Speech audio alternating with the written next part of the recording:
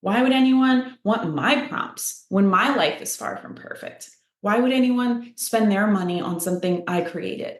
What am I thinking? Those are all thoughts that I had numerous times throughout the process of creating this thing.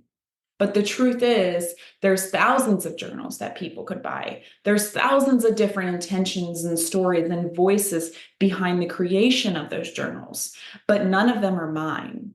And none of them were created from my unique story. So I don't need to convince anyone to buy my journal. I don't need to convince everyone to buy my journal. My story will bring the people that it's supposed to impact to me. All I have to do is put my guard down and stop comparing and stop trying to be perfect and share it. When I made my mind up that I would do exactly that, just like I made my mind up that I would get those Christmas decorations out in 30 minutes, progress went a lot faster. In what ways is perfectionism weighing you down? Are you ready to take your life to new heights? I'm Erica, host of the Elevate with Erica podcast. This podcast isn't just about listening. I get real with y'all. Stories from my past, things I'm currently going through, good, bad, and all the in-between, so that we can take action together and step into our power. From mindset shifts to practical tips, we cover it all. So whether you're struggling with self-doubt, seeking clarity, or simply hungry for inspiration, Elevate with Erica is going to be your go-to resource. So if you're ready to break free from limitations, ignite your passions, and create a life you love, then hit that subscribe button and join my community of dreamers, doers, and difference makers. Together, let's elevate. Hi, friends, and welcome back to Elevate with Erica. I want to start today's topic by sharing with you that my family and I celebrated Christmas in July last month. And if I'm being totally honest, it was mostly me who went way over the top this year. When this sort of thing has been done by my family in the past, it basically consists of push and play on Home Alone that evening with the kids. But I went a little extra this year. I don't really know why. Maybe I just wanted to feel the joy after everything we've been battling this past year. And maybe I'm realizing that my babies are not quite babies anymore. Maybe I did it just to see my husband's face when he got home from work. And by the way, he absolutely loves all things Christmas, by the way. I don't know why I did it, but maybe I did it for all of those things. And I got this idea in my head of what I wanted to do, and I ran with it. So, yes, I pulled the Christmas decorations from out of the attic. Now, we always get a real tree for our main living room, but in my office over here sits, if you're on YouTube, I'm pointing to where I normally put my tree in here. I started putting up a fake tree a few years ago. So, fortunately, I could pull that out for our Christmas in July celebration. And I pulled out the majority of our indoor decorations too. Now, my husband handles decorating the outside of the house and the majority of the decorations on our main family tree, because the vast majority of those decorations on that tree are ones that he's had long before I came into the picture. So I kind of decorate my office tree as my little thing and the rest of the indoors. And typically I'm leaving 4 hours to do this during Christmas. Well, on this day, I knew that I had no business dedicating 4 of my working hours to prank my husband. So my kids are home with me, of course, it's summer break. So I told myself, all right, I'm like, you've got 30 minutes to do this. I allotted myself that time, and that was it. Do you know that I got that fake tree up and spread out, which if you have an artificial tree, that's not always even the easiest thing to do to fill in all the gaps. I got that thing spread out and I put the decorations around the house in exactly 30 minutes. It's a pre-lit tree, by the way, so a little cheat there. But normally 4 hours to do all of this. I did it in exactly 30 minutes. Now, the Christmas music was blaring when my husband walked through the door, and it was worth it to see his face and to see my boys happy. It's like we all just got lost in that Christmas spirit for the night, and it was beautiful.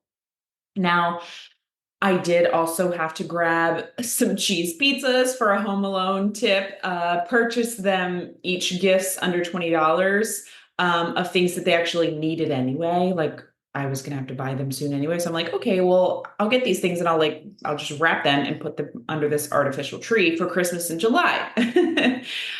We played board games like we normally do that time of year, and we watched Christmas movies all night. We even all put on our Christmas pajamas. Maybe not my 14-year-old.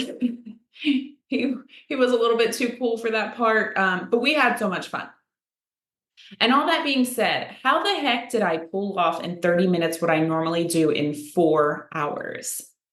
Even one of my husband's first comments was, and he didn't just blurt this out when he walked in as like a hurtful thing. My youngest said something, and then off of that, my husband was like, I was thinking you had too much time on your hands, as well as some other similar comments like that from friends and family on social media.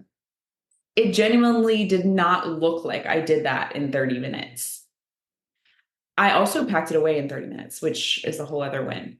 So today's topic, out of all of that, is perfectionism. I want to dismantle the hold that it has in my life. And I want to be clear that it's not about lowering your standards, which I once correlated it with. High standards are motivating, right? Perfectionism is dysfunctional, and it holds us back and it keeps us on this hamster wheel. And what I noticed about putting those decorations out, laughing with my boys at the thought of my husband's face when he got home, is that I was enjoying the process so much more than when it's just another pressure filled to do in December. I actually decorated in November of last year, but anyway, Hunter was putting things wherever he thought best. I was just trying to unload the boxes as quickly as possible. And you know what? It was beautiful. It was so beautiful. I took a video that I shared in my Instagram stories too, and I might have to do a little post over once I get this episode out there. But my husband was actually sad to see how fast I also took it down the next day. Not worrying about doing it perfectly or doing it because I felt like I had to brought such a spirit of joy to the whole situation that felt almost childlike. And it's easy, I think, as we become adults, and I'm sure so many of you can relate to this, to forget about what Christmas felt like as a child and forget about the gifts for a moment, right? Because that's not what this is about. I'm talking about the true spirit and joy of Christmas that we felt as kids. Because as adults, we get lost in the to-dos and making the holiday perfect for our kids. And we put all this pressure on ourselves to follow all the trends and the recipes and the crafts and visit all the parades and local celebrations and get professional pictures done and make it to 10 different houses to celebrate. We get so lost, right? And the list goes on and on and on. And in all that, we remove so much of the pure childlike joy. And you know what? Our kids aren't going to remember that things were perfect. They're going to remember your joy, the energy that you're bringing to the holiday. And in that evening of enjoying Christmas in July with my family, I actually started to get excited for Christmas to come back. Now, look, I know I've already seen it on my social media that some of y'all want to put your trees up today. I'm not that girl. I'm not judging. I'm not that girl. It was fun for an evening, but I love summer and I don't want to see it go. And thinking about Christmas in July before this felt stressful to me because of what I related Christmas to. So my husband could say just 5 words and totally stress me out, right? We are halfway to Christmas.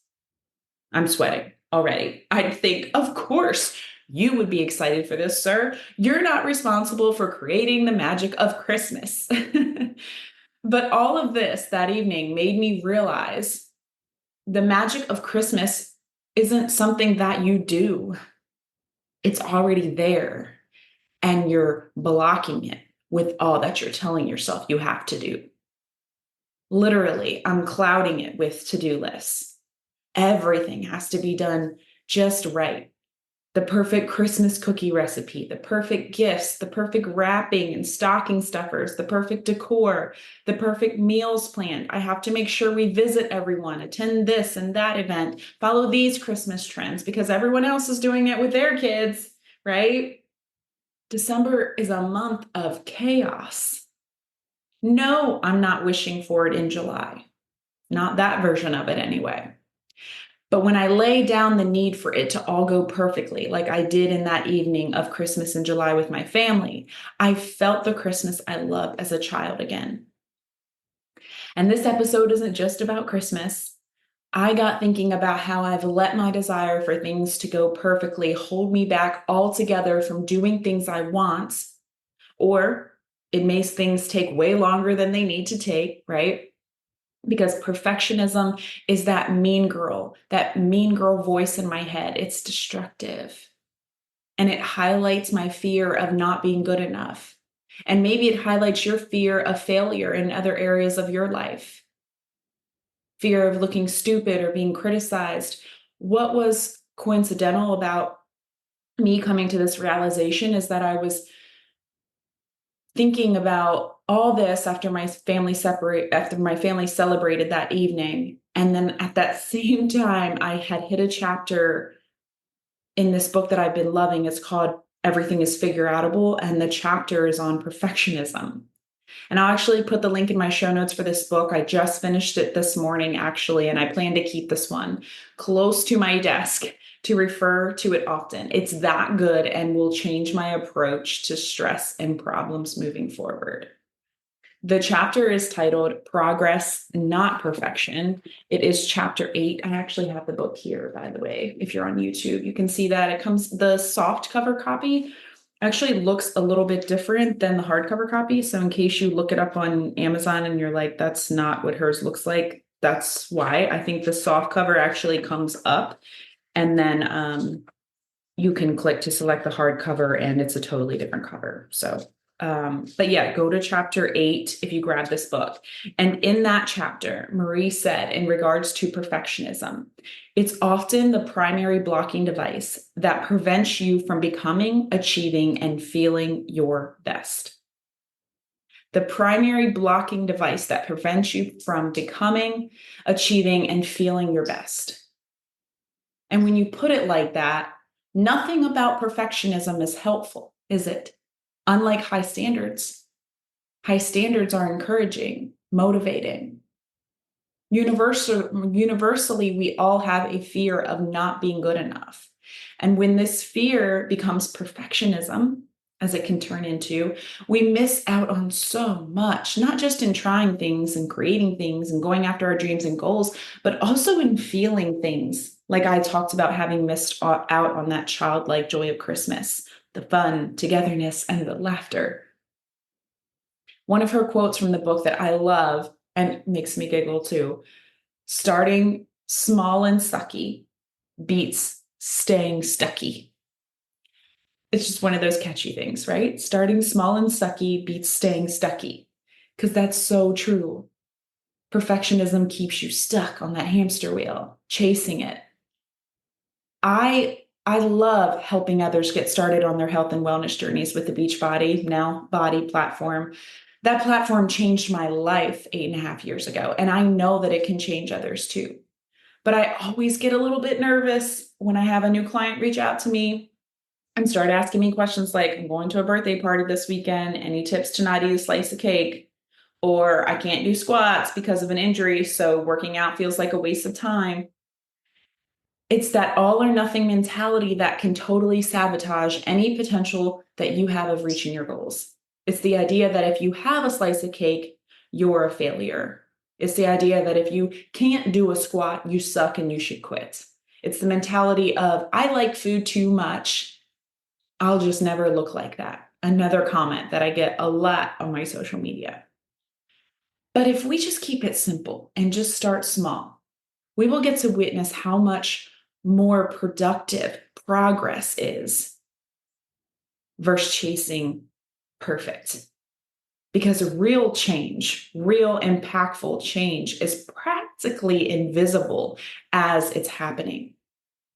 So, a little announcement here. The wait list is in the show notes for my first self-published 365-day guided journal, driver's seat journal.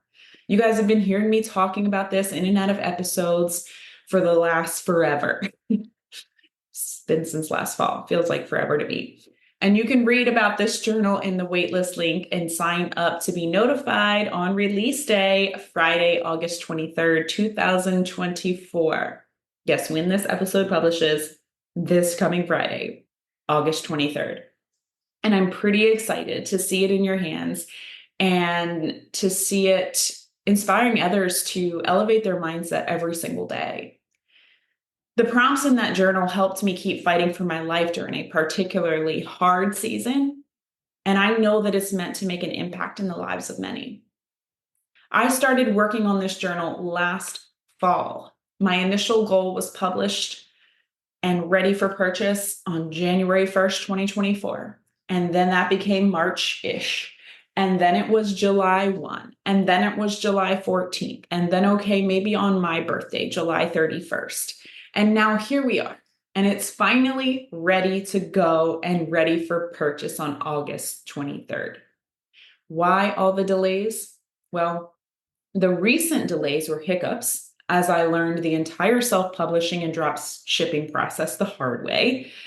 But prior to that, months went by where I stopped progress entirely, where I doubted myself and the impact that I could have and the value that I could offer, my design capabilities, my ability to figure out how to get this to a point of sale.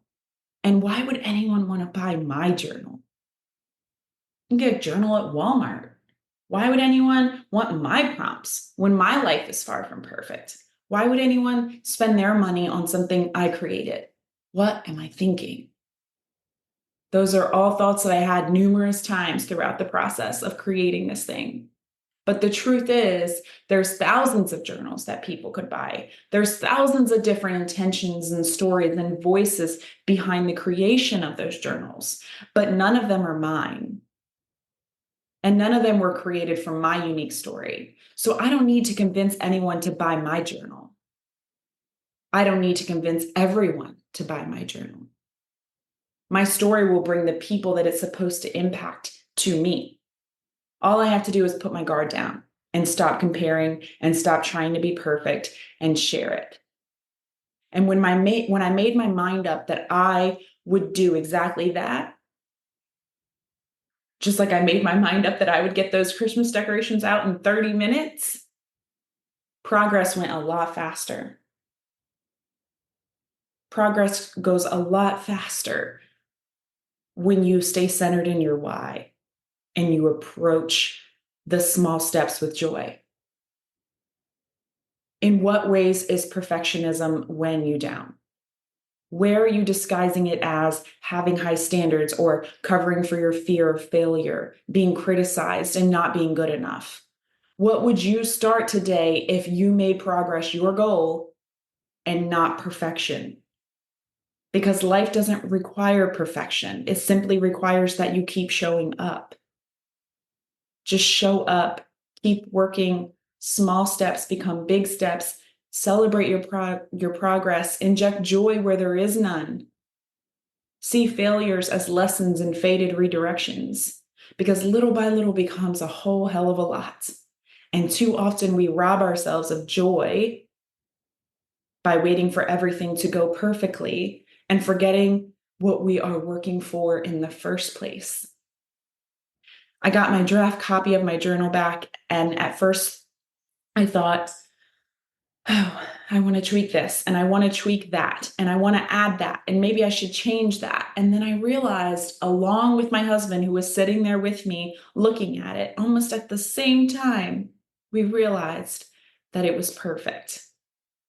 And I can keep tweaking and delaying this and chasing perfect, answering the fear of not being good enough call, or I can publish this beautiful thing that came out of a very challenging season of my life.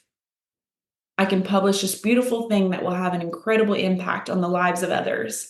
I know it in my heart that it will, because it had an impact on mine.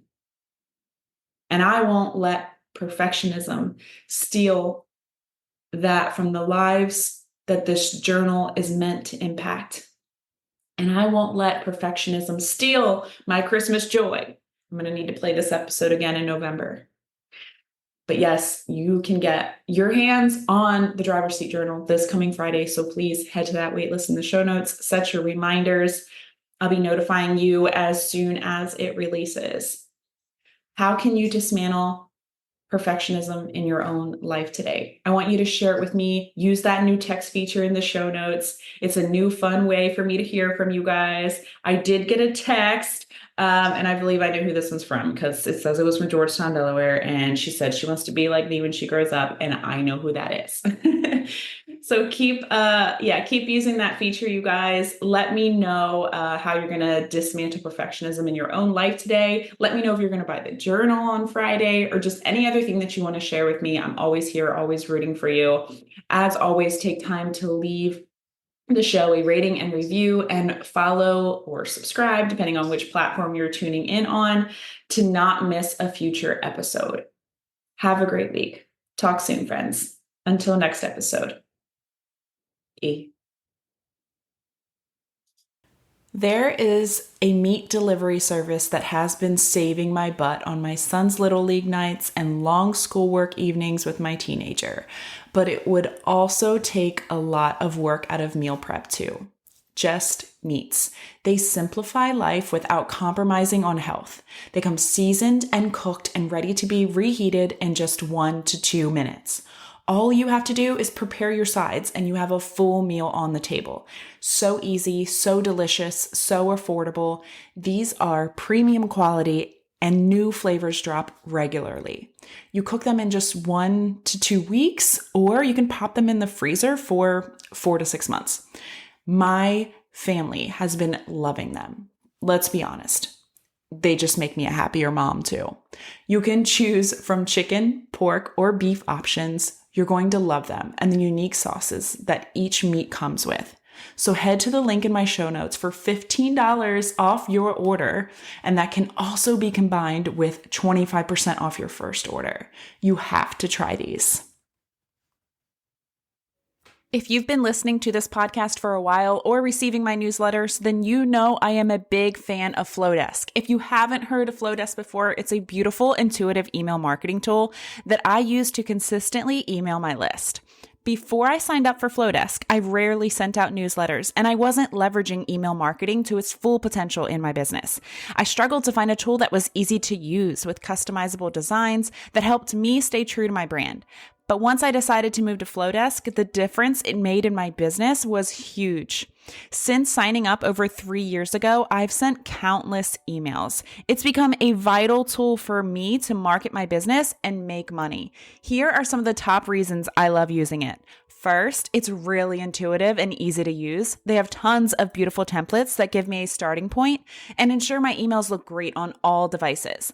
I can load my brand elements like my logo, colors, and fonts so that each email looks consistent and on brand.